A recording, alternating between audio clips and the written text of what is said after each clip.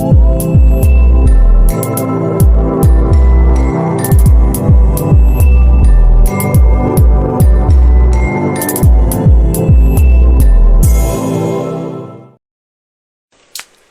New Year, my beautiful people. How are you doing?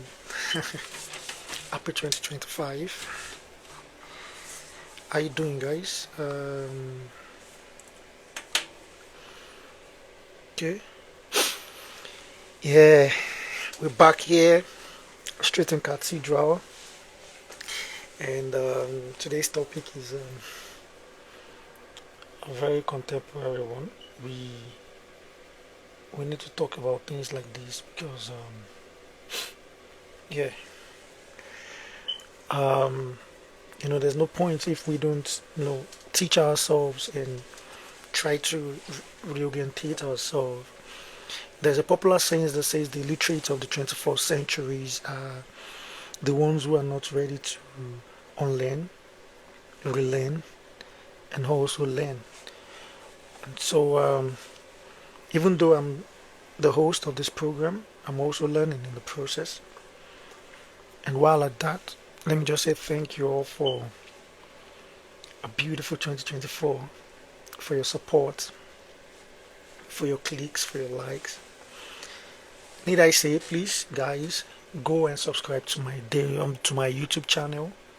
That's Derine TV, Derine, Derine TV, on YouTube, on Facebook, Instagram.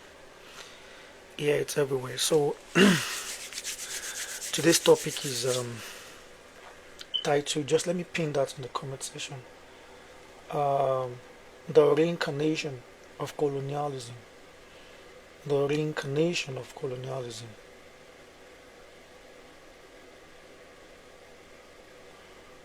Okay, and uh,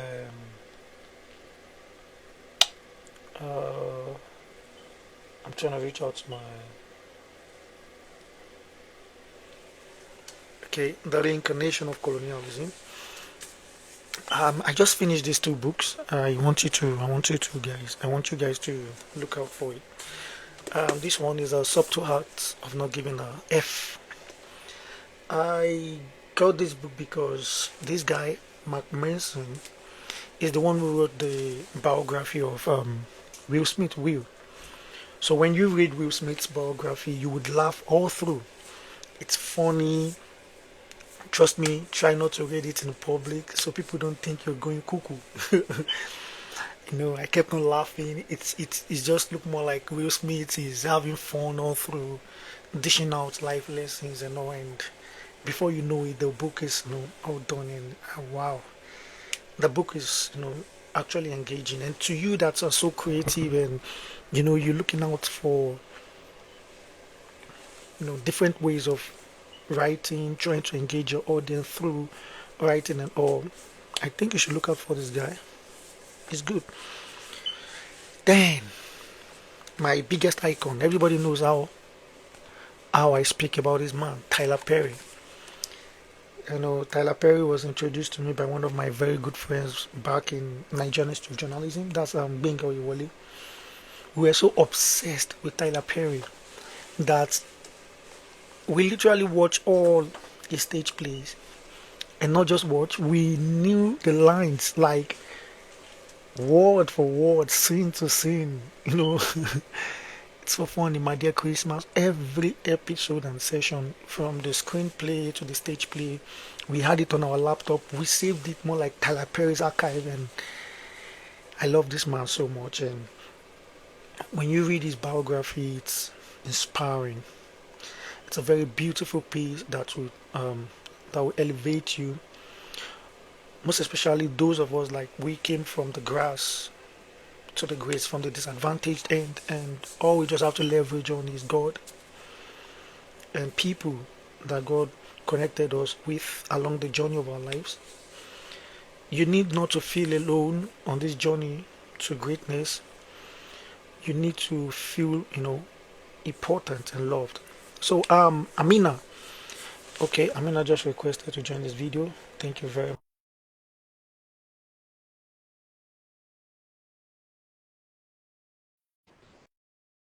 and Olumide, please just request to join this video as well.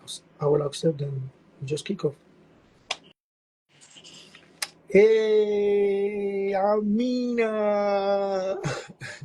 It's so good to see you Happy New again. Year. I'm gonna see as I the blush as I see you. Image, what you can share the secret with me. Come again. You can share the secret with me. What do you eat? Is it organic? It's marriage, marriage. That's the song. Hey, my boss. Man, Happy New Year to you guys.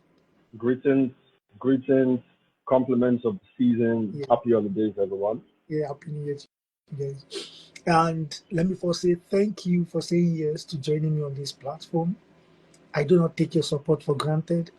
I do not take your time. I do not take your, trying to honor me. I do not take it for granted. It's not my right. I'm privileged. So, Eshe.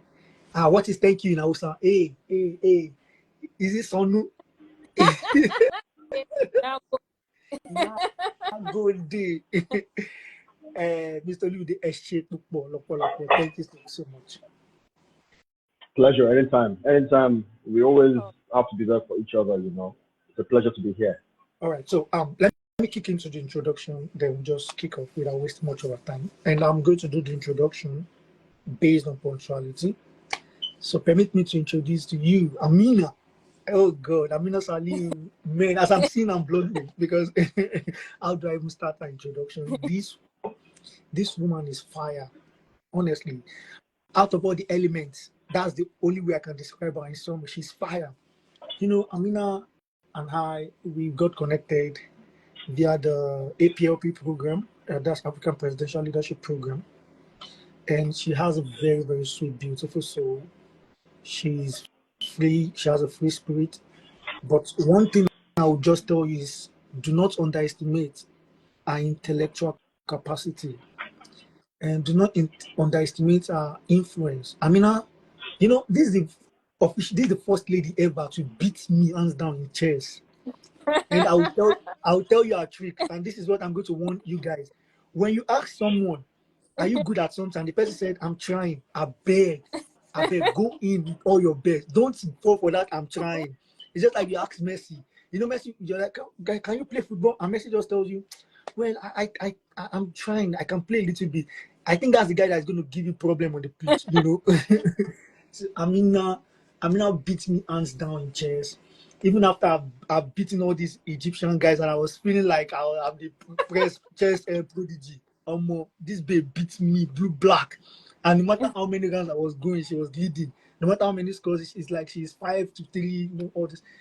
And Amina has a very free spirit. And one striking thing I will remember Amina for is there was a project that we were given in Egypt, and that was when I respect Amina more intellectually.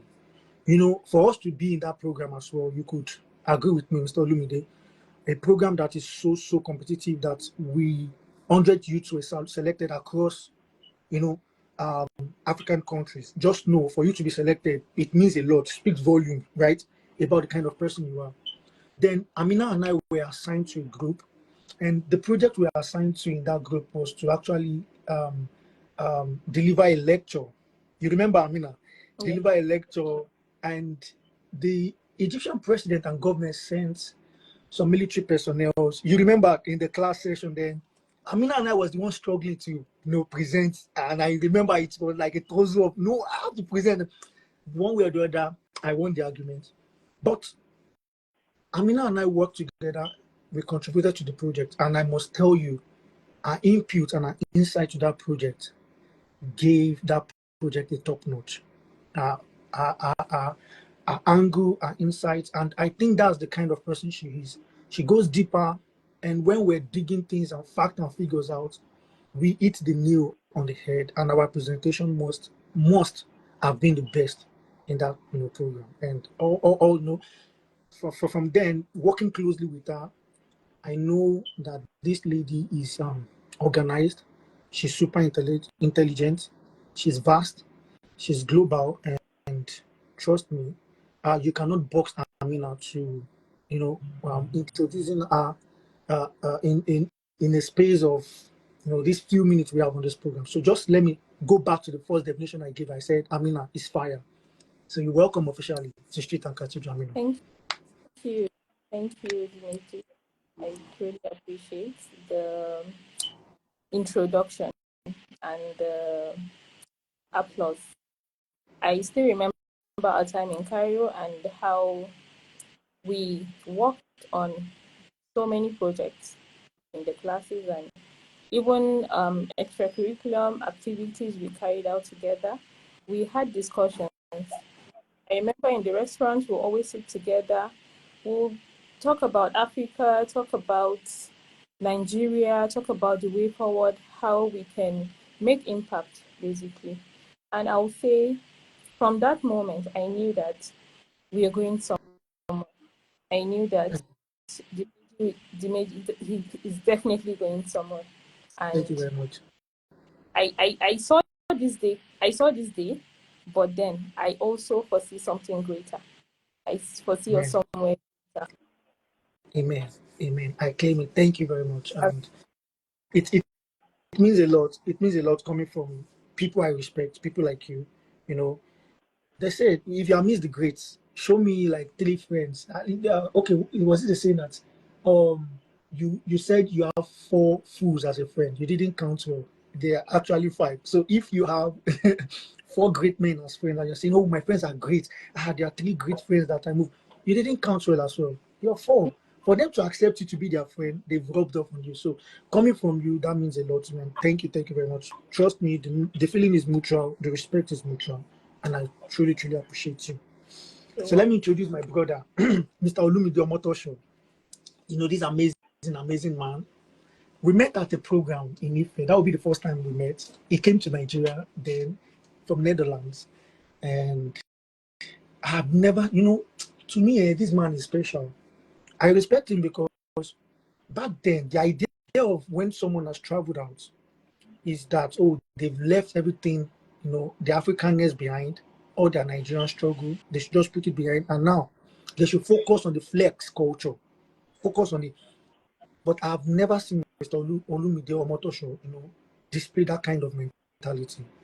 For someone to travel from Netherlands down to Nigeria and still attending events. We met at an event where I went to speak at a secondary school, and they were all a Muslim. It was a Muslim secondary school. Remember that in Osun State, Mr. Olumide. And he's a man that were co-speakers together in that event. And when they introduced him from Netherlands, whatnot, I could hear from the accolade that he has been doing this for years and he has been happily donating. The reality of things is, Amina, it's not that this man is a political, he holds a political post. This man traveled out, made his own hard-earned money from what we know that we do here, the menial jobs or the hustle, however it is not that rosy, but still has a large heart for people. In his own little space, I have seen in his platform donating boots because he's a sport person, trying to push the positive narrative. And I'm like, wow, then I'm not alone. Sometimes when you're on a journey, you feel like when the popular culture is that, oh boy, and you see people, like-minded people like you feel like, thank God, I'm not alone, I'm not stupid, I'm not, and Mr. Olumide has given me that, he has checked all those boxes with me. And also one striking thing I would never forget him for is, I love one thing about him, his energy. He has this high collaboration spirit, and he wants you to collaborate with him, and he's open to always collaborate. And obviously that's why he's here, on something positive as well. And I remember one time when I think he has been following my post and he just messaged me. He will be the one to introduce me to Sheun Kuti's MOP, Movement of the People. Do you remember that? And Baba just messaged me that, Dimeji, I think you should be with Sheun Kuti's movement, his party. You have that, for someone to have seen me from afar and feel like I think you should meet you should join Sheun Kuti's platform. So, well, apparently you have known Sheun Kuti from afar, but he will be the one to bring me closer to his ideology, to listening to him and all. Well, we cannot pitch tent 100% with ourselves, no matter how, even me and you, Amina, but we can agree on many, many things that we hold, dear and value. And that is how I see Shinkuti. And even recently, when Omoyele Sowore followed me on Twitter, personally, I had to redefine my Pan-Africanism when I got here, because I feel like people jump on Pan-Africanism based on I want to do something meaningful to my life. And that is the way I can sell myself to be an acceptable leader, doing something. But they are not willing to actually die for that ideology, to actually do what is needed for that thing to thrive. So I was the global. I'm trying to narrate this so that you understand the effect of what you did, how it how it affected me positively. So sorry for my long story. I'll cut it short. So I was on my journey. I became the international education envoy for Global Pan Africanism Network. Then I got promoted to be the spokesperson. Due to my charisma, I'm always the media guy, banking, and then I realized something. I felt like, okay, fine. All these online conversion. I remember I've been on platform with this ambassador Arikana, Arikana Chambori, this ambassador that was actually dropped by African Union, and we were on the same platform. We spoke on platforms and all like that. Then I started questioning some things. I'm like, okay, fine. Are we patronizing Pan-Africanism because we feel like we are Africa, we are Africans, and the effect of this governance is rubbing on us? And the easiest way to also join the bandwagon of the elite to do what they are doing is to actually antagonize them till they call us, to they perceive us as a threat, and they call us in. And when they call us in to say, okay, guy, will you shut up now? Come and eat out of this national cake. Like the Egbons now. Who is this Egbon from Edo that now turned Godfather that rode on the Labour Party, strike, go greed. That is now Godfather, Adam Soshiomole. We know his story. So is that what we are actually doing? So I had a redefinition and I said, okay, fine. I think for me to be very active on platforms of Seun Kuti, Sowore, I will be so interested if these guys are really, really pushing narrative and say, okay, fine, let us translate all the textbooks, physics. I don't want to hear osmosis anymore. Let us translate everything to Yoruba, Hausa, and Igbo. You see, that is a revolutionary move, and that will speak a lot of volume to that boy in the village right now. That boy is lagging behind when it comes to social media and all. That boy we now start understanding life. All we just need to encourage them is to read and usher them to read and tell them in the language they can understand, not in these esoteric languages, and we feeling like, oh, we are at the echelons of being elites, closer to them, rather than we understanding the fact that the mass majority of people in Africa are still, illiterate and all.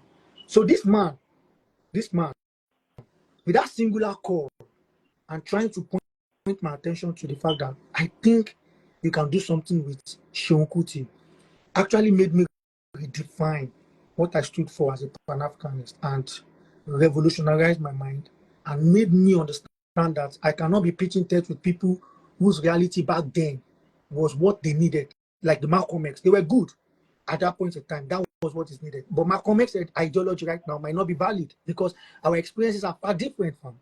So you're welcome, and this is me also giving you your flowers. That thank you for all you do, for your nature, and for being selfless in your service to humanity. Even despite you have every right and edge ahead to pick on the flex culture and say, man, I just want to be on my own right now, buy my gold chains and live large. I'm in the Netherlands doing fine. To hell with you Nigerians, and all you just do your Pan-Africanism net. Pan-Africanism now should now be on your online tweeting. So this is the reason why I had to take through that explanation, painstaking explanation to describe what you are doing. Not easy. And we need Bless, more people like you. bless, Thank you very much, Mr. bless. Olumide. Anytime, brother, anytime. We don't have a choice from what I think. For the progress of Africa, for our people, we have to do all it takes. That is our calling. That is our priority right now. Our talents, our skills, our experience, our expertise, everything it takes to make sure we keep moving forward. You know, thank you once again for having me. I believe. So I'm having Amina here. I want her expertise from the angle of community development I'm sorry. experience. Can I? I've been struggling. I can't see you. I don't You know can if it's see me? my phone or network. Yeah, I've not been able. Oh, It's just Amina I can see. can you drop and rejoin? It happens like that Okay, sometimes. Yeah. let me try that. So Amina, I'm gonna have you on board based on Okay. your experience as community development, experience with NGO expertise, because while I've explained Olumide's energy as a Pan-Africanist who has moved in line of the political, socio-political dynamics, I'm not going to be having you in that aspect because I understand that your dynamic, your expertise as community development expert is what. So we now marry the two together, and we give our listeners the best. Can you see me now? No, still Oh, not. but I can see you. Amina, can you see me? Yes, I can see you. I can see Can you see everybody. Mr. Olumide? So it Yes, means okay, he can see now. He said yes. I can't. I can't see. Let me Fine. see that. Let me exit Instagram and come back. Maybe that will solve the issue. Okay. All right. So why is that? Let me just introduce you to Street and Cathedral. This Street and Cathedral, Amina, this idea was given to me by God, and I feel like the people has not been empowered enough. The media has been, portraying the camera lights and shining on these, subjective, portrayal of the society, making some people become the voice of the general masses. You know what I mean? And celebrities fall into that categories. Some few selected politicians fall into that categories. Some wealthy people, powerful people fall into that categories. And you and I know that these people do not make even the majority of the society. And those people that are actually feeling the heat of what we are talking about are the people. So that is what street stands for, the voice of the people. This is where there's no discrimination. I could have a powerful person, someone from the common man, and all and sundry. That is what street represents. Cathedral, on the other hand, is a spiritual alignment. Permit me to say maybe that comes from my own personal sentiment as a Christian. But on this platform, can you now see us? Okay. Yes, I can see you now. Perfect. So Cathedral, on the other hand, stands for spiritual alignment. On this platform, trust me, I've had Kaltumi. I know Kaltumi is a Muslim. I've had Felix. Felix practices traditional wash religion. So I don't really want to be an hypocrite. What do I mean? We go into the world, we function with people of different religion. Right now, in the country I am, you dare not discriminate anybody based on their religion. We function in society, in organization with people of different religion. So why do we think that we cannot have meaningful conversation that will move us forward as a people? Because of our differences in religion, even in ideology, So this is we now calling people into intellectualism right now that they should soar above their personal sentiment and let us have a meaningful conversation, because what happens, what affects A will definitely affect B in the general spectrum of the society. So, ladies and gentlemen, you are officially welcome to Street and Cathedral. So, Mr. Lumide, you be a gentleman. Let me go first for the lady. Of They course. say ladies first. So, please, you be a gentleman. So, the first question goes to Amina. Like I said, Amina, I'm having you here based on your expertise as community development, NGO expertise. So, my question: what do you understand by the topic we are, the reincarnation of colonialism, in your own view? Well, in my view, when I say reincarnation, because colonialism it never actually disappeared. It has always been there in our society because it became a lifestyle. It became a part of us. Even after independence, thinking we've we are now on our own, we are now independent, we can begin to do things in our own way. There has been a system in place that has made us to conform with that colonial way of doing things. So I won't really say reincarnation because it has always been there. So let's say that we are beginning to see it more now. We're beginning to see it clearly. we're beginning to see more visible that, oh, are we actually independent? Are we actually doing things our own way? Are we actually doing things to address our own problems? Are we applying our own solutions? That is what brought, I think, what brought the light into us saying that colonialism didn't really disappear. It was actually with us, and now it's becoming more visible. It's becoming stronger. That's in my own opinion. Well, Thank you. thank you. I love your straightforwardness, and there's no being diplomatic around the truth. I love that, the truth as it is. So, Mr. Olumide, I'll take you from an historical background before I ask you a question. Now we have these things playing out right now. People now, let's pick it from culture with you. Culture has evolved. We've got African American, we've got British African, we've got Africans calling themselves the core Africans. We've got many things playing out now that even the African Americans are actually now talking. The fact that the Africans are actually also being racist towards them, criticizing them that they are not the true, genuine Africans. They are also saying that African Americans are also complaining that British Africans are more accepted by Africans than more than. Can you see what is playing out right now? So to me, I'm just sitting down, I'm enjoying all the podcasts, I'm laughing, but at the same time, I know these are serious issues that are going on. So I'm going to ask you right now, from that perspective of what is going on, what is the psyche around this reincarnation of colonialism? Like Amina said, has it truly left or it has come in another form? I would have to agree with Amina there. It never really left. The whole independence being a facade. Some people argue neocolonialism. I like how you put the reincarnation of colonialism. Some people will say neocolonialism. So I'll come from that angle because at the end of the day, it depends on how you look at it. When you look at Africa as a whole, there was something Femi Kuti said a couple of years ago. He said he's not Nigerian. You know, does Nigeria truly exist? Do we identify ourselves as Nigerian, for instance? Because at the end of the day, Nigeria is a construct. It's a geographical construct. It was not a decision. It happened in the 1800s when they sat down to share the cake. Look at many other countries. Some countries have gone on to evolve. Look at Ghana, it was Gold Coast. Look at Burkina Faso, Upper Volta, and so on and so forth. So, as Nigeria, do we really know what Nigeria is? And Dele Parotimi said something.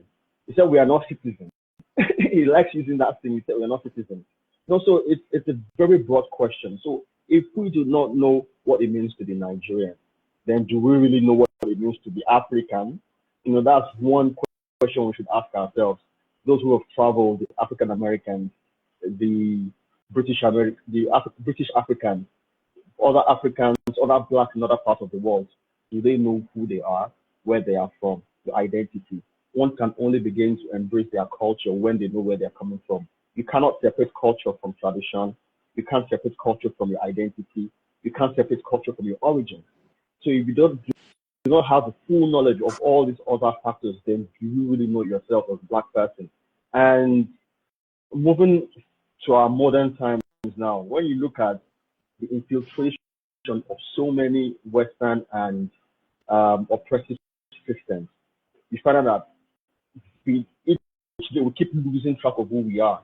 History is lost in our schools, for instance. Look at our political systems. Look at our belief systems, religion. We have. I'm sorry to chip this in. I'm going to ask you next, but I'm sorry to chip in. I want to buttress on your point, and you land your point. I listened to who was it last night?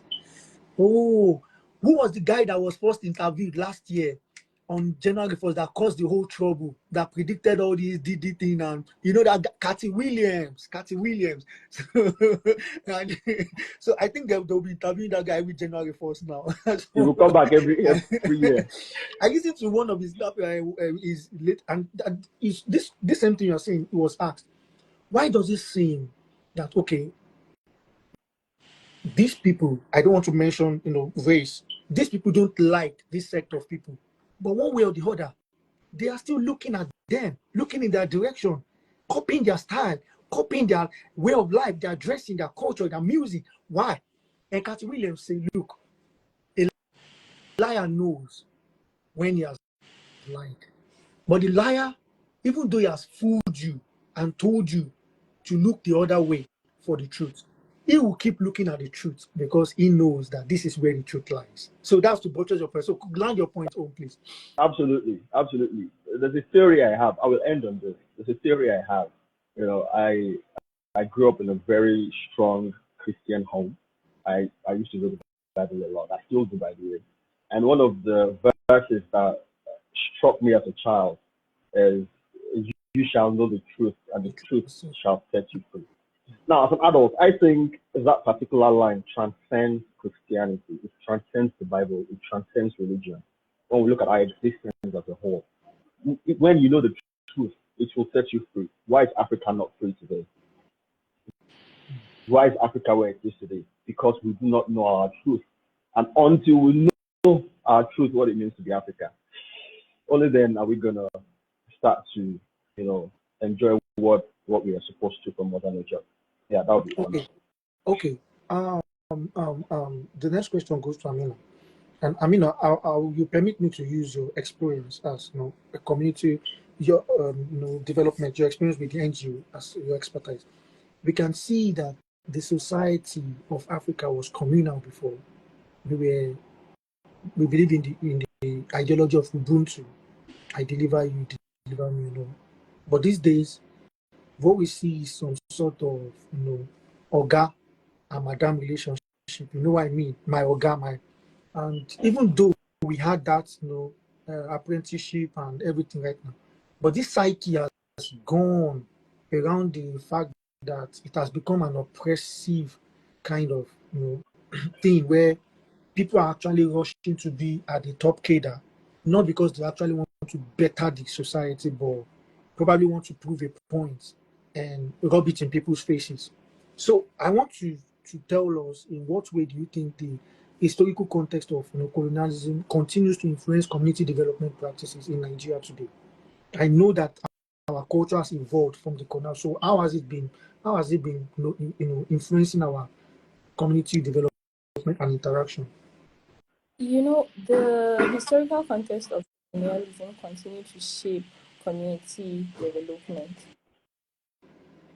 I'll use the international organization and the local organization, or I'll say the national organizations, as an example. NGOs mostly get funded by international. These international bodies have their agendas. They have their goals, their aims. They have set goals of what they want to achieve, where they take interventions, where they intervene, what they actually want to achieve in those communities or those parts of the countries. So as a local or a grassroots development of a non-governmental organization, you have to partner with these organizations, with these international organizations. They fund you to carry out projects. These projects are originally supposed to be for the benefit of the community, for the benefit of the people. But in situations where international organizations have a goal, they are trying to push an agenda, it makes it difficult to achieve that purpose of, impacting the people, even though it can be impactful, but then there is a different agenda in carrying out that agenda. It's more like a Trojan horse. Yeah, so, and if you look at it holistically, what really runs the world? It's money. It's money. In as much as we're trying to stand on our 2 feet, we're trying to hold power, we're trying to do things our way, we can't achieve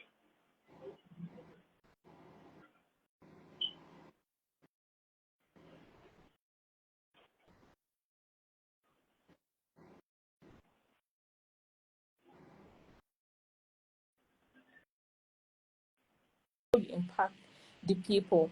So, in as much as we benefit from that funds and also the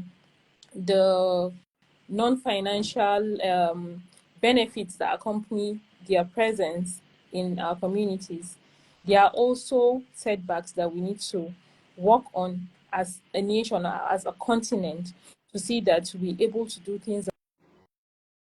And and I mean, to chip this in to the network. Hear you now. Are you there, Amina? Yes, I'm here. I can hear you. Okay, yeah. To chip this in, I know you're. I just want to chip this in cases where, let's say they come to meet you now, Amina, and you're aware of all these things, and you looked into the contract and the agendas, and you're saying, no, this is not good enough for the communities. Do you think there is what I'm about to say is funny? Do you think they'll comply with your own editing, or they will actually be so sure that if you don't pick it, some other people will pick it and with those clauses you've even highlighted? But because money is involved, some other people will pick it regardless, and they will still push that agenda forward. Well, in most cases, yes. In most cases, organizations bend their rules to accommodate international organizations. But I'll I'll cite an example of a project that is still ongoing at ID Africa, where we are enforcing resilience of vulnerable communities to flood recovery. It's basically a project where we are developing flood affected communities in Kogi State. So when we first got into contact with our partners, we had a proposal of what we want to do. They gave us a, a, um, a kind of, how do I put it? They gave us they gave us angles.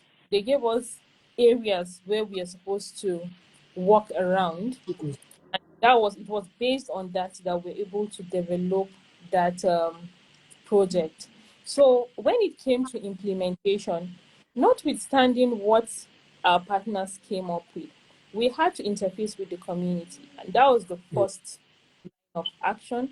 We carried out our needs assessment because this community are the ones suffering. of course, They're of course. suffering and they know the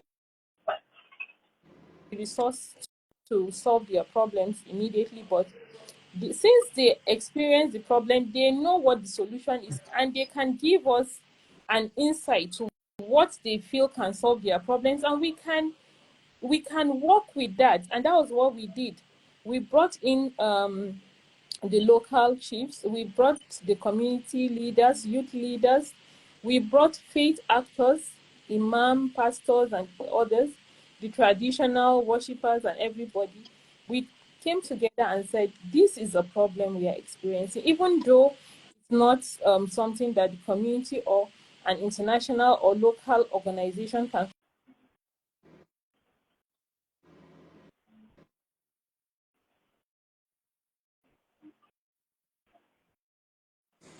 this factor. And they tabled points. They said this is how we are affected and this is what we need. And we had to go back to the drawing board and look at the intervention. Mm. So I appreciate that. I appreciate that because now you're making us understand the fact that you're making us understand the fact that We had to communicate with I our don't want partners. to. This is what the people want. And we have to do, even if we are not taking 100% of what they feel is their solution, we Exactly. have to work what they have tabled. It was approved because it was still in line with the aims of our partners. It was still in line, it was still within that scope of intervention. So we were able to change, we were able to kind of align their Your own goals and marry the goals yes, together. It's like it's a win-win situation either ways. a win-win situation, but it's not always a win-win situation. In a situation where it's a win for the community and not for the partner, you find that they withdraw. They withdraw because that's not exactly how they want the intervention to look like.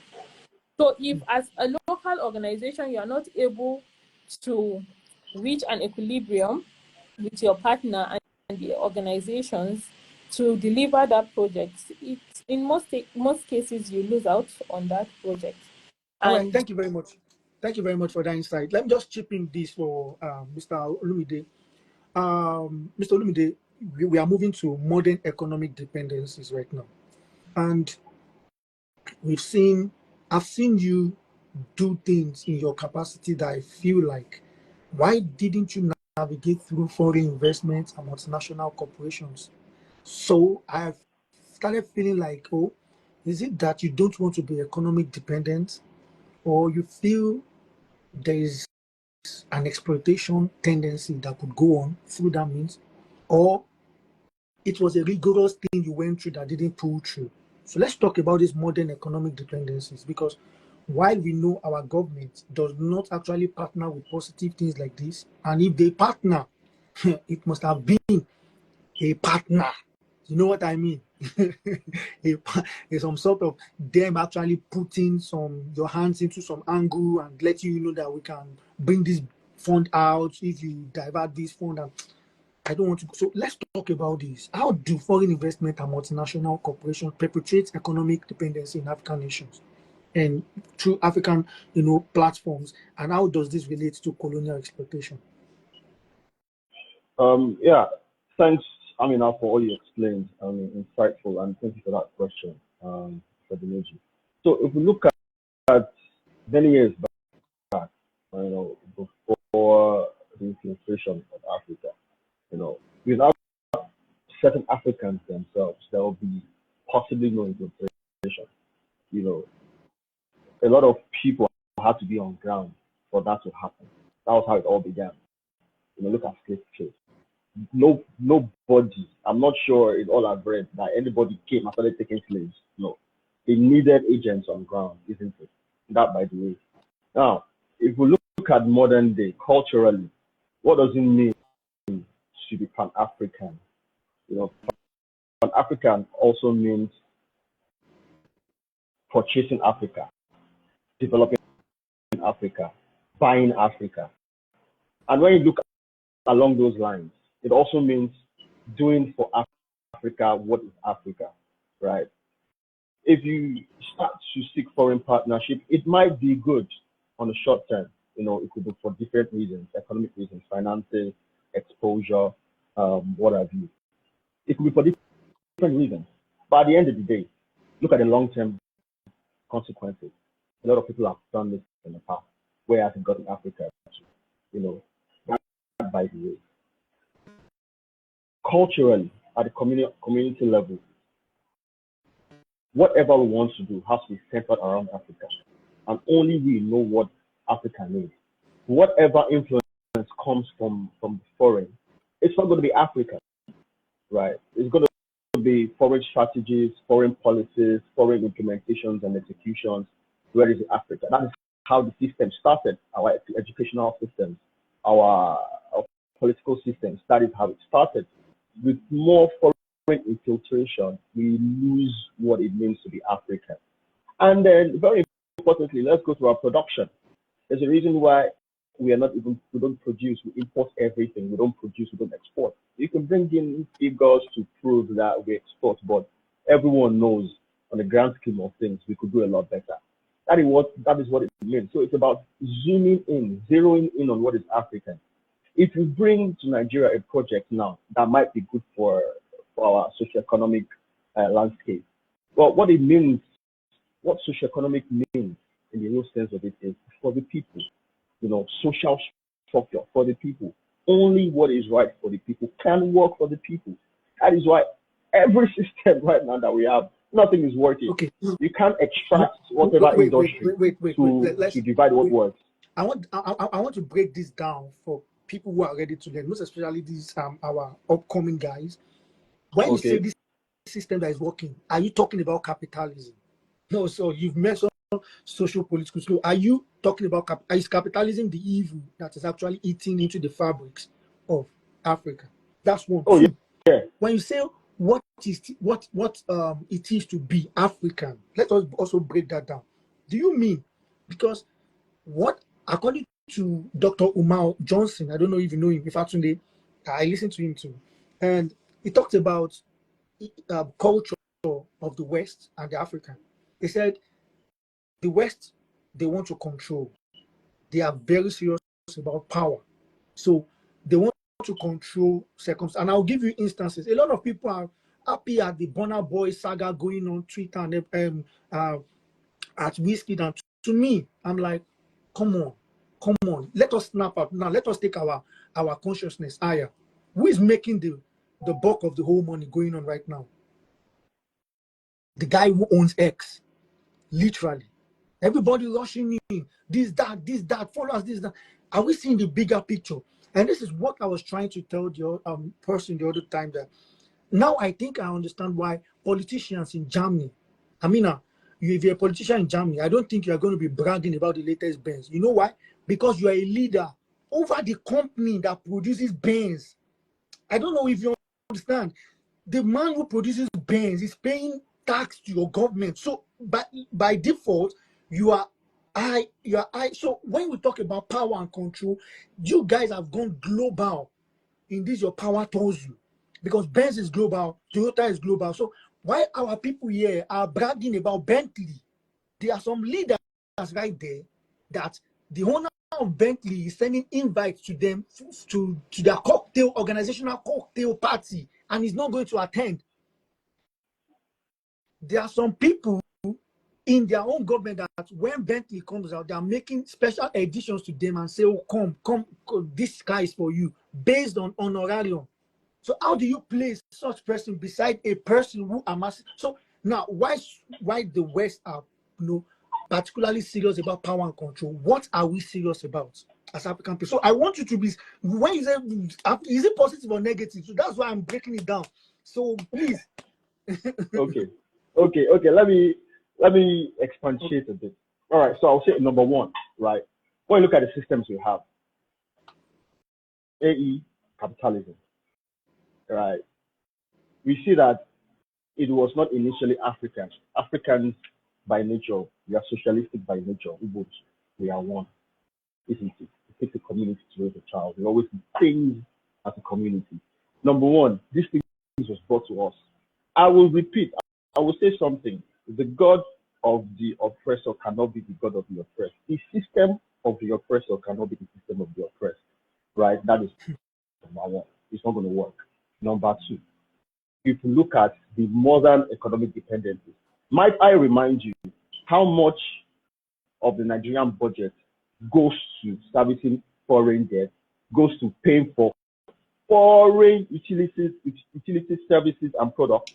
Just mention the government, by the way, right? Might I remind you? Number three, I would say something. One of my favorite songs from the great Salihu said, "Teacher, don't teach me nonsense." If these foreign institutions and systems that we practice, if it's not working, those won't bring the system, those that brought it to us, aren't they supposed to say, hey, this thing that you guys are doing is not correct? If the capitalism is working for other nations and it's not working, is there not supposed to be some introspection to say, okay, it is working there and it's not working for us? What is the problem? What are we doing wrongly? I'm going to say something. I'm going to say something controversial real quick, and I want to beg you, Amina and Olumide, to please understand where I'm coming from. Capitalism, we are operating capitalism without any real capital, right?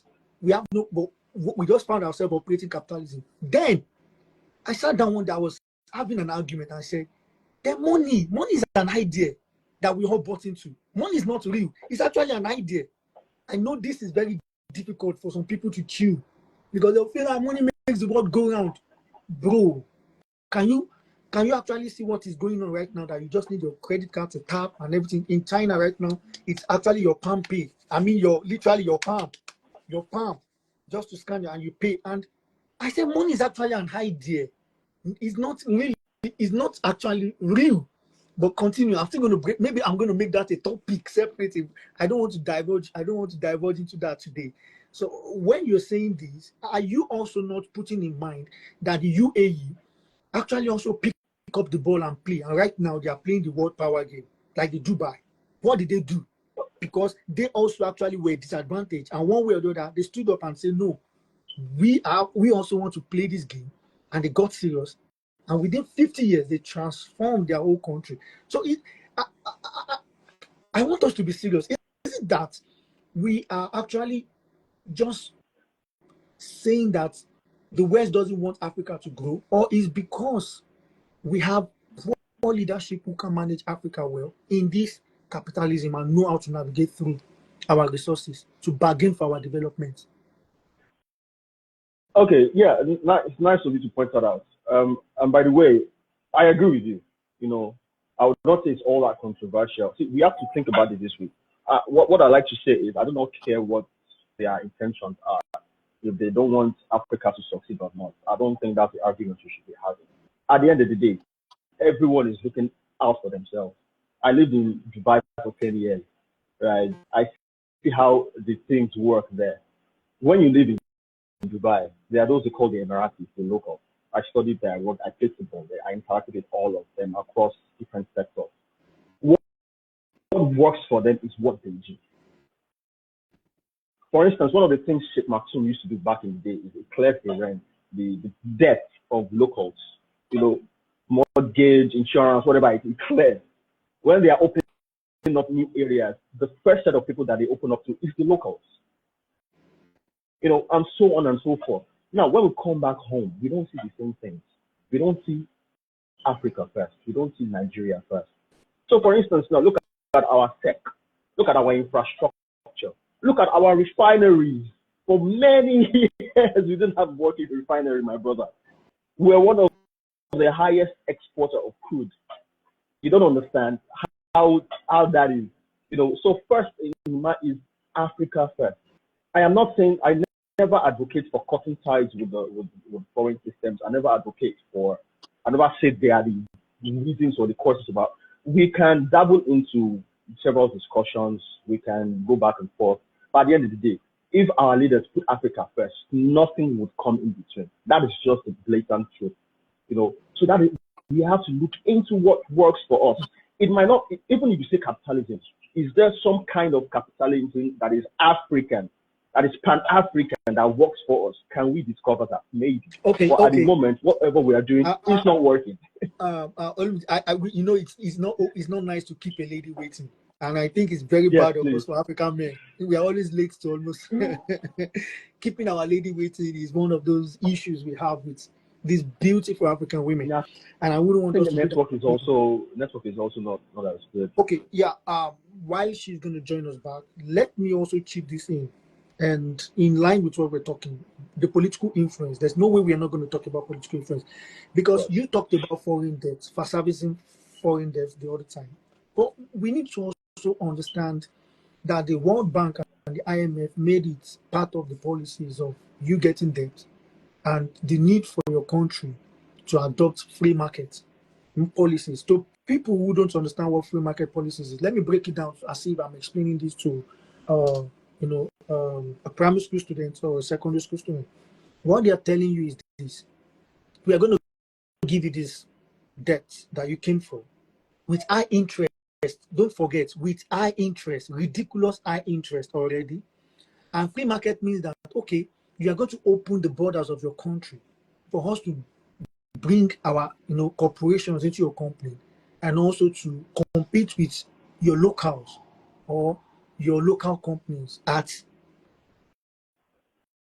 what they do. So let me break this down so you understand. If you are manufacturing car in Nigeria, just because your country went to take a debt, so how could a car that just started manufacturing 10 years ago beat Mercedes-Benz in free market when Mercedes-Benz comes in Pojo that has been in years forward. So that is dead on arrival for the new company, right? Except by some magical miracles. And you know that such new company will not even get international based on, you know what, how politics go, political influence go, will not get international funding in order to thrive in that free market. Because my question to you now, how do you see political influences playing amidst all these things going? Please hold your thought for 1 second so we don't keep the lady waiting. Please, that's the question, but hold your thought for 1 second. Okay. Amina, my question, based on your experience, and I know you'll be well grounded at this, it's going to be 3 in 1 question: cultural identity and cultural integration.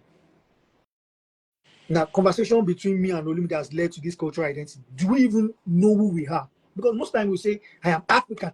Baba, calm down. What do you mean by I am African? Let me just understand. Are you conscious? Are you even conscious about the sentiment going on around the world? Or you just feel, I am black and proud, I am black and proud? Who told you they are not white and proud? Or they are not Western and proud? Or they are not Arabians and proud? You know, it's a, I don't know, it's a kind of idle conversation to me. Idle talk to me when people say I'm black and brown. Okay, now let us talk about that cultural identity emanating from these offshoots of colonialism.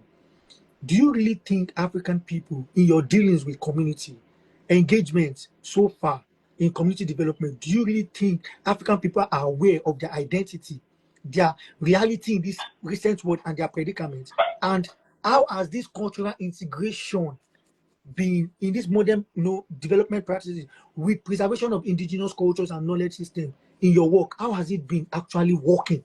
Has it been a problem, or it has actually been effective? Thank you for that question, Dimitri. And I'll go back to Olu's comment on how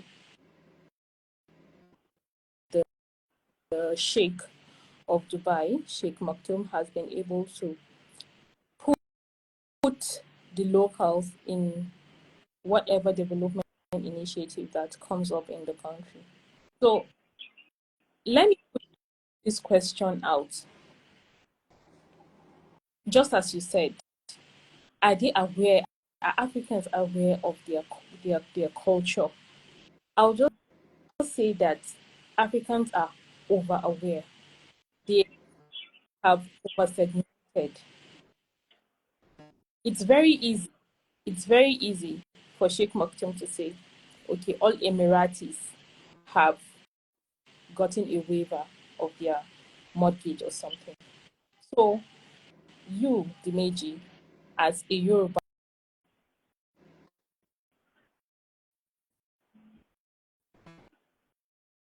say, oh, I want to give a waiver to Nigerians, when Nigerians haven't even accepted themselves as Nigerians, for instance. So you find Oladimeji saying,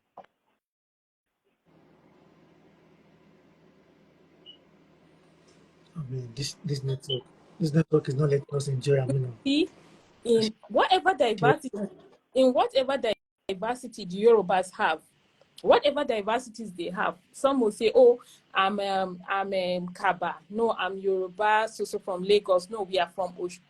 At the end of the day, they are all Yorubas, and they are united in a way. You cannot put them in uniform with the Igbos or with the Hausas. We have over 200 ethnic groups. So it becomes a challenge, mostly a challenge, because the people have not recognized that we can take advantage of this diversity and actually make profit out of it. They see it as a difference. And as long as that difference remain, there will always be a divide. And whatever initiative you try to bring will always be hindered by that divide. So the question should be, how are we going to create that uniformity? I'm talking about Nigeria, over 200 ethnic groups. So how about other countries within West Africa?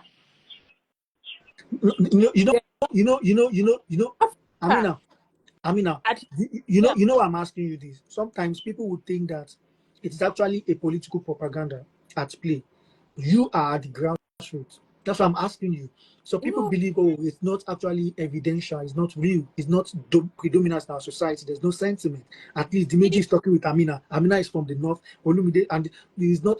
So that's why I'm asking you who has been on the ground in community work that yes, has. see, it's everywhere.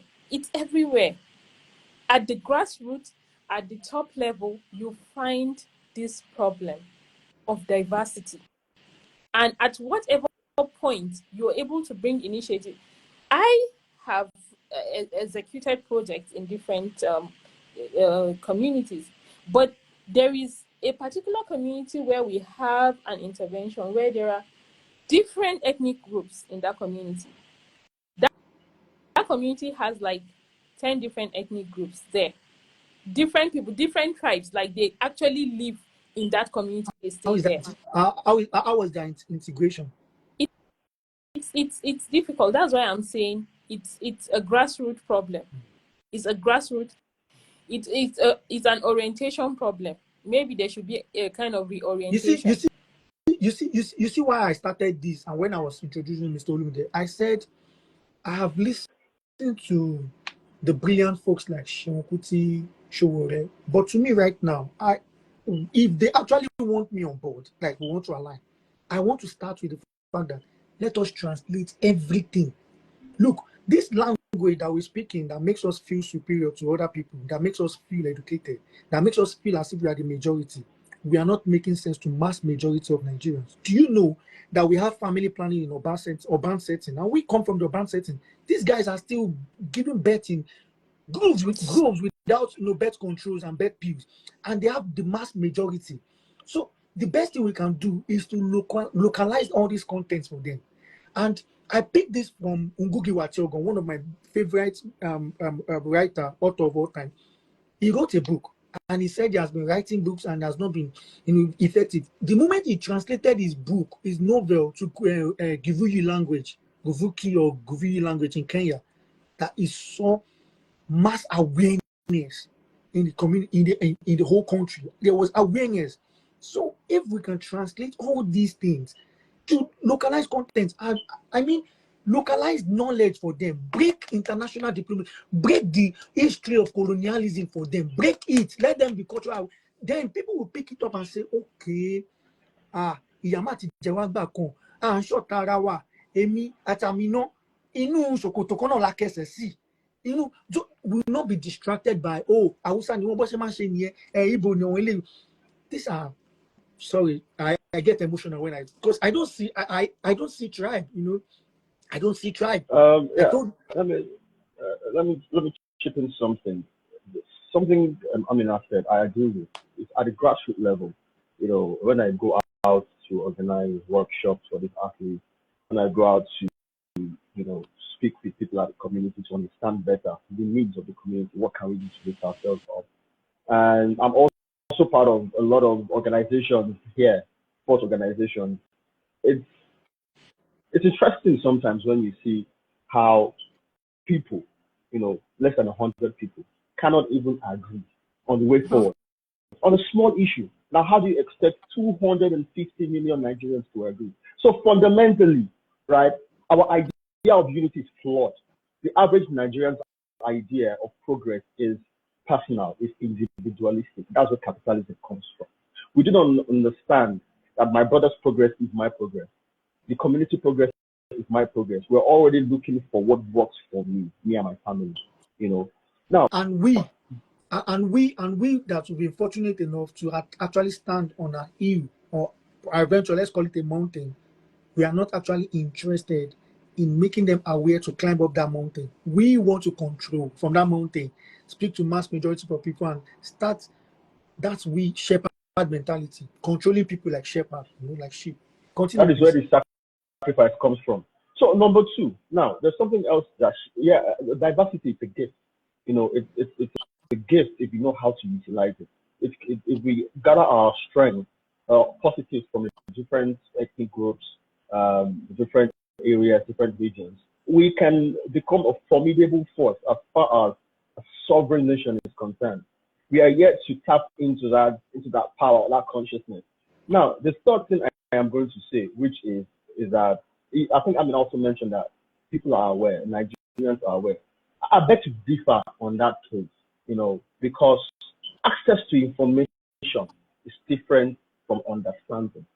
You know, there's a saying that the man who knows how to read but does not read is not different from the man who does not know how to read. Nigerians have access to information, social media, and what we have access across board. But what we do with that information is where the problem is. We have access, we know what to do, but do we really understand what it is that we have to do? Do we know what is at stake? Something I always say, I will end on this. Something I always say is, religion was taught to me, politics was taught to me, capitalism was taught to me. Now, the only thing that was not taught to me is my identity as a black man, right? We do not know what it means. What is our priority? When we have little resources, what are we trying to do with the resources we have? What are our plans, short, mid, long-term plans as far as our individual, family, community, and as a nation? These are the conversations we need to start breaking down. This is where education comes in for the young ones. Yeah. Okay, thank you very much. Amina, land your thoughts, and I want you to land your thought on this little question I want to chip in. Every community in this Western world has community libraries in order to encourage what is called literacy. Why don't we have that prototype in Nigeria? Is it deliberate, or it seems as if no one is interested in that? Not even an international. I doubt if an international organization will be interested in trying to create awareness, mass awareness in African society. So I'm asking you right now, why don't we have that literacy crusade, trying to plant maybe community libraries, whatnot for students and all? It's a parallel discussion. That's not part of me. I just chipped it in. Well, I would say there are organizations working to that effect. Even at the national level, we have the National Orientation Agency. I think we need to do better. We need to learn to collaborate, to partner, and we should learn to reduce repetitive activities. We don't work in synergy. That's the problem we have, because you see a group doing one, another group is doing another thing, and then maybe after 2 years or 3 years, another group will come to repeat what a group has already done. There is no sync in activities. Government need to work with international organization, local organization, work with grassroots organization, community leaders. Everybody has to come together. It's not one organization or one government work. It has to be a collaborative work. It's a collaborative effort that will yield positive. So I love that you've talked about partnership dynamics. That is so on point. I won't lie to you, and that's one of those things I don't like about our government people here. Once they come into power, they become inaccessible, and when you come with them with ideas or how to better community, they forget that we are members of the community. They are here to serve us. So they position themselves to sit on a throne that they feel they are God, and yeah, I'm just surprised. Like, how does it seem like I can't see a councillor of a local government? Who are you? Like, who the hell are you? I'm being serious, or what representative, House of Representatives, all these kind of things, like, just to assess you and tell you, okay, oh, you guys do this, I'll support you, I'll come to your events, and it seems as if you are God. Well, I hope things will change. Just 2 more questions for both of us, and we're done. And Mr. Olumide, I'm going to ask you this question, and it's going to be 2 in 1. I want us to talk about the educational systems in place that foster this colonial idea going on, and international relations as well. Is it that we are our system or our people are also con we are, we are, how do I put it? We are in agreement with all these things going on to maintain the status quo, this atmosphere, or this is impeded on us in order to keep us this way for the exploitation to go on. So, educational system and international relations. 2 questions in one, sir. I'll start by saying first, we need to remember that Nigerians, we've not had it easy. It has not been an easy ride for generations. When you think of slave trade to colonization to several oppressive systems of government. A lot of people say every Nigerian, right? Every Nigerian has got PTSD. We need the psychological evaluation because it has not been easy. Our reality, our experiences is very unusual. Now from that angle, it is almost unfair to expect of the average Nigerian what you'd expect from the counterpart elsewhere. A recent discussion on Twitter started, and I said something. Look at football, for instance. I dare say that over 90% of our athletes, footballers included, did not even start playing football until they became adults, until they saw that, life is challenging, there's a problem. We need a solution. Then they see football or they see sports as a way to make money. That is from my research. That is what I would say. But if you look at footballers abroad, in Netherlands, for instance, they play foundational sports from the age grade. Exactly. So when you look at the system and they are educated, they know what sport is about, what football is about. So that is where education comes in. From the very basic foundational level, it impacts the knowledge, is information on them. That is one, impacting on them. Number two, we are used to forcing information. That is why in schools they beat knowledge into students. They don't explain, they don't break down concepts. That is what proper education is. Break down concepts for the kids. You don't beat it into them. In the church, they will say it's fun. We don't know why this thing is the same. Break it down for us. What are the consequences on our health? What are the consequences on our physical and mental state? What are the consequences on our communities? What are the consequences on the economy? They don't tell us these things. They just say, take, and we have to swallow it. We don't understand basic concepts. That is where education comes. How come, despite all this, we thrive? Now we are moving. We will. We thrive still. Why? How come? Oh, we will. Because see, at the end of the day, there's a calling for everyone. And you can't stop nature from doing its work. Some will say delay is not denial. Some things will take time, but eventually. But they are the exceptions. They are the exceptions. And we can't. And the exceptions with the willpower. We can't always. Exception, like this is a very capital statement as well. And I want everybody to follow me along. Exceptions that we clap for will not build our society. No. One Anthony Joshua that we are chasing with camera, and we have millions of them here, both pro, lightweight, and a system is here that gives them opportunity to thrive in boxing. Compared to one Anthony Joshua that is going to run governor, shaking hand, making headlines, making news. One exception. I think it was Joshua Mapunga. I think it was Joshua Mapunga the third that said we need to advocate for water for everybody instead of champagne for one, right? Instead of one person that we glorify.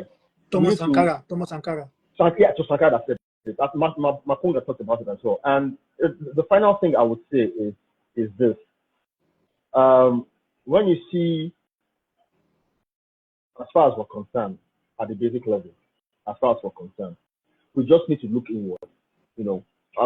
I think you mentioned it. Amina also mentioned it. Government this, the government are not doing this, the government are not doing that. I think we suffer from a savior complex in Nigeria. From what? Savior complex. The savior complex. We are always looking outward. We're always looking outward for someone to come and save us, which is not supposed to be so. again, I learned this thing as a child, growing up as a Christian, and Savior is coming to save us. I think some of these things that we learn have severe psychological consequences that we do 100%. not even know. We do not even severe psychological influences. 100%. We are waiting for the Savior. We are waiting for the politician, our helper. In Nigeria now, everyone is waiting for someone to come and help them. We do not understand that we have our destiny in our hands and we can do it ourselves. Subtly. Religion has been an accomplice to all these things that are going on. Absolutely. That's why when the pastor came out and made capital statement about the church helping, saving during colonial, I'm like, come on, don't do that. Don't do that. Just because you are now, don't just. And this is the same statement that Dr. Ben Carson made. That gave him a lot of bash. Kemi Badnock is also doing that. So we want to ask why some of these black people, once they get there, is it that they are actually being projected to be like, oh, you guys need to forget about reparation, you guys need to forget about colonialism. It's just, life at its work, just get over it. You don't tell people to get over the effect of things when you are not the one. It's just like you raped a lady and you're telling the lady to get over it. It's part of life. Are you mad? Everybody has a way they react to things. These are things that make people even commit suicide. So you can't be the one who inflict pain and you are the one telling us when to get healed. Are you mad? Yeah. Anyways, well, let me move to Amina, and we have our last question, which is going to be a general question. Amina, this one is a specific question for you and is specific on policy advocacy. Of course, we know with your work in the community, there must have been some push towards advocacy. So how important is advocacy in shaping national policy that reflect the needs of local populations? And what successes have you had in this area so far when it comes to policy?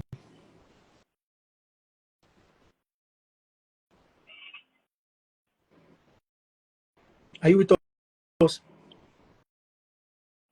Oh, network. Yeah. Oh, Mr. Ahmed. Can you hear me? Hello? Yeah. Mr. Ahmed, someone commented and said, I'm not mad. Okay. Okay. So development, when it comes to community development, really sustainable development, when you talk about policy, it informs development. What are the policies around whatever it is you're trying to do? Whatever initiative it is you're bringing, what are the policies around implementation? What are the policies around making sure that that initiative is a success, that project is a success, or that system is a success? It's a policy and how you implement it. So on this community and community development work, we've had the cause to, formulate or inform policies, like to contribute in making sure that some clauses, whenever you're formulating a policy, have to be there for the interest of the people. You have to communicate that policy with the people to know that this is what you are sending up there. This is what we are pushing. Is it something you want? Or in other way, you have to get to the community and in local language, make them understand what is being done about a situation and what they think should be the policy around that situation. I think it's the best way to address issues, is the best way to see that there is sustainable development. Because we see one government after another government coming to change policies. Why? Because they do not resonate with the people. Because you're up there, you're making policies that will not directly impact the people. And which does not even involve the people's opinion. It's because if it doesn't impact the people, it means that the people's opinion was not sought when were when formulating that policy, or their interest was not in the mind of that policy formulators. So you find another government coming to change the policy.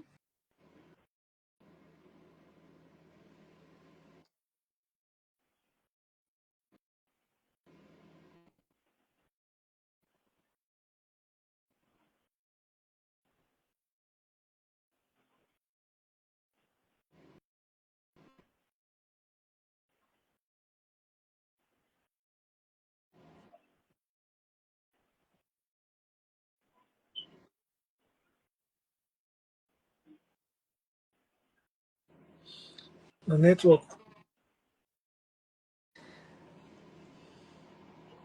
Amina, your network is not actually pulling through.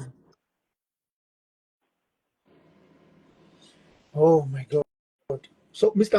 Amin said, join the appropriate advocacy to doorsteps responsibilities. Okay. Hello. Yeah, Mm, I'm with you. I'm only reading the comments here by Mr. Amin. He said, join the appropriate advocacy roadmap to doorsteps responsible is a starting point. Yeah, I think that makes sense. so we have to in in order. Oh man. Mr. Olumide, why can't you share your network with her? Network. I We'll manage I her like think that. Man. so. We need to put the interest of the people at heart in whatever policy is being formulated for development. Yeah, thank That's you very much. Now, this leads us to the final questions, and this both of you take, and that's all. And of course, I'm always asking all my speakers on my programs. We have to project into the future. There's no point talking about now, and we're not projecting. We've touched historical perspective, touched ongoing issues, and we have to project into the future. But before then, let me say once again, thank you. So you've made this session very interesting. I've learned. I've written things down. You see, so I've actually learned. I penned some things. As a matter of fact, from this session, I've actually written another topic that I'm going to use for another session, which is capitalism versus so we have to talk about that. But capitalism, the invention of the West, or so. But now, this is my question, which is the last. It is vision for the future directions. So, what is your vision for this, post-neocolonial Africa? These, these things that is ongoing. Do you really think this is going to stay forever, or we have some African countries moving in the right direction? Like Rwanda is doing us proud. Paul Kagame is moving. I love the way that man is moving and representing well. Mauritius just moved also. So some African countries are actually, pacing in the right direction, but maybe they are not pacing as fast enough as they should. So let's envision into the future. What is your vision for the post-colonial, new colonial Africa? That's for you, Mr. Lunde. And what practical steps do you believe are essential for achieving genuine independence and self-determination amidst we African countries, African people, our culture, tribes as a whole? Um, yeah, that's a very good question. In MOP, the model that we preach, right, our own system of government is called scientific socialism. You know, In case you don't know what MOP stands for, Amina, that's Movement of the People. The party started, created by Fela, the late Fela and Nicola Kuti. Then spearheaded right now by Seun Kuti, his son. So he invited me to the MOP. I'm not really an active member. I'm passive. I always follow their news and bulletins and all. But I will become active if they initiate some educational policies and say we want to start translating all these ideologies, breaking them down to local. So I'm just trying to explain to you. So land your thoughts, sir. Sorry for oh, by the distracting you. way, we have a lot of educational materials in several languages, local languages. By the way, we have it. There's a lot we are doing, but that's by the way. So yeah, the system of government, our model is called scientific socialism. And what are we observing in our local communities? What are look at Africa, for instance. We talk about buying Africa, producing in Africa. What are other African systems doing? What has worked for us? What can work for us? You know, we've shifted all these things to the back, and we're embracing foreign systems that are alien to us. It won't work. So we need to go back to the drawing board. We need to go back to what Africa really stands for. We need to remove the divisive factors, all the lines that have been drawn by the colonial powers, the ethnic lines, the religious lines, all the different divisive factors. Remove everything and then embrace what it truly is. Now, what steps do we have to really take? First thing is consciousness. We need to sit down and think what it means to be Africa, right? We have to think about it really, really well, because at the end of the day, we cannot depend on the government. We are the people who are more powerful than the government until we realize that together, only together, can we begin to make a change. Now, is Africa's liberation, is it a possibility? Of course, it's a possibility. You know, it has to be a collective effort, and it won't work for Nigeria if only Nigeria does it. It has to be a collective African effort. Professor Lumumba said something. He says, the day Nigeria arises, the whole of Africa will wake up. Look, I don't think any country in Africa would wake up in isolation. The pockets are trying. Rwanda is trying here and there, but we cannot ignore other countries in geographical lines. We cannot ignore international trade. We cannot ignore our neighbors. You know, everything has to work hand in hand. Pockets of organizations and innovative and initiatives have to start happening at the same time in Africa collectively for this to work. Thank you. Thank you very much. Amina, looking ahead, what changes do you envision in the community development landscape in Nigeria, particularly regarding the decolonization of developmental practices? Well, the changes I envision is more government interest, more government interest, more national interest, more national initiatives, working with the non-governmental organizations, not waiting for international organizations to fund. To come up partnering with local organizations. We need national interest. We need national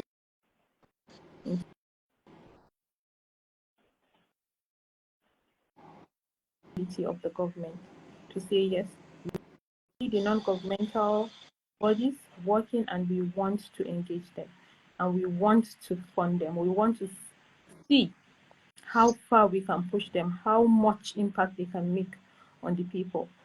The government can use the NGOs as a tool for development, not necessarily waiting for international interventions.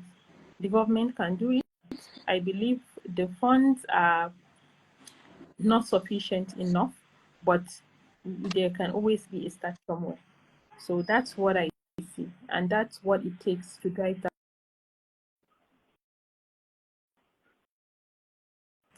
in terms of our work.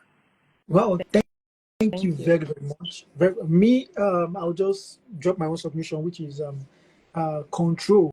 Like I said, the West are very big on power. I won't do it. Control is like a subjective power. And when someone is trying to control a circumstance, that means the West are actually playing God. But is it wrong to play God if other people don't want to actually be conscious of existence, that they can actually elevate their thoughts and dedicate to something serious? I don't think it is wrong. This is not me trying to play the card of being a corny kind of African person or pitching threats with the oppressor or anything. But let us take it from Mr. Olumide's work. Everybody's playing for survival. We are at a stage now where we've read about vast history of the world, and we've seen that if some people didn't take some chances, they would have gone into extinction. But because they don't want to watch themselves go into extinction, they took extreme measures and also. But we cannot recycle that in any way. So what is going on right now is what is called economic warfare. And in this economic warfare that is going on, we need to take things seriously. So rather than we taking possession, I see Black African people taking possession seriously.